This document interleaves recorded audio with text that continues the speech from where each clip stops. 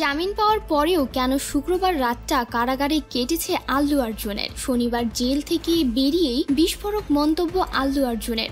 অভিযোগ সোজা এই দক্ষিণী সুপারস্টারের বেডরুমে ঢুকে যায় পুলিশ, তাকে পোশাক পরিবর্তন করার সুযোগও দেয়নি। তো ভিউয়ার্স, কি ঘটেছিল পুষ্পার আল্লু অর্জুনের সাথে, চলুন জেনে নেওয়া যাক।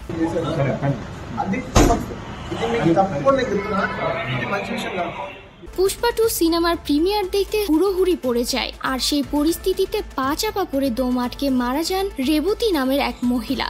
এরপরই মৃতার স্বামী মামলা করে আল্লুর নামে। এদিকে শুক্রবার পুষ্পারাজকে গ্রেফতার করতে এলে তৈরি হয় নাটকীয় পরিস্থিতি। অভিযোগ সোজা এই দক্ষিণী সুপারস্টারের বেডরুমে ঢুকে যায় পুলিশ, তাকে পোশাক পরিবর্তন করার সুযোগও দেয়নি। পুলিশের গাড়িতে ওঠার সময়ও কিন্তু ফুল সোয়াগে ছিলেন অভিনেতা। হাতে থাকা কফির কাপ শেষ করেন, ততক্ষণ অপেক্ষা করে পুলিশ, তারপর স্ত্রীকে চুম্বন করে রওনা দেন।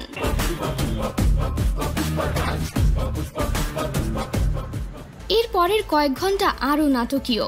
প্রথমে আদালতে জবাব, তারপর 14 দিনের জেল হেফাজত। মাঝে দেখা যায় মৃতার স্বামী সংবাদ মাধ্যমকে বলছে আল্লু নির্দোষ, তিনি কেস তুলে নেবেন। এরপরই হাইকোর্ট 3 সপ্তাহের জন্য অন্তর্বর্তীকালে জামিন দেয়। তবে কপালের দুর্ভোগ কাটে না, পুরো রাতটা জেলেই কেটে যায় তার। জেল কর্তৃপক্ষ জানিয়েছে যে তারা সময় মতো জামিনের আদেশ পায়নি এবং তাই সময় মতো অভিনেতার মুক্তির প্রক্রিয়া করতে পারেননি। তবে আল্লু অর্জুনের আইনজীবী এটিকে বেআইনি আটক বলে সমালোচনা করেছেন, সঙ্গে তারা আইনি পদক্ষেপ নেবেন হুঁশিয়ারিও দিয়েছেন। এদিকে আল্লু অর্জুন বলেন, আইনকে সম্মান করি, তাই তদন্তে সহযোগিতা করব। পুলিশ আমাকে নিয়ে এসেছে, এটা ভুল নয়, কিন্তু আমার বেডরুমে ঢুকে পড়াটা বাড়াবাড়ি, এটা ঠিক নয়।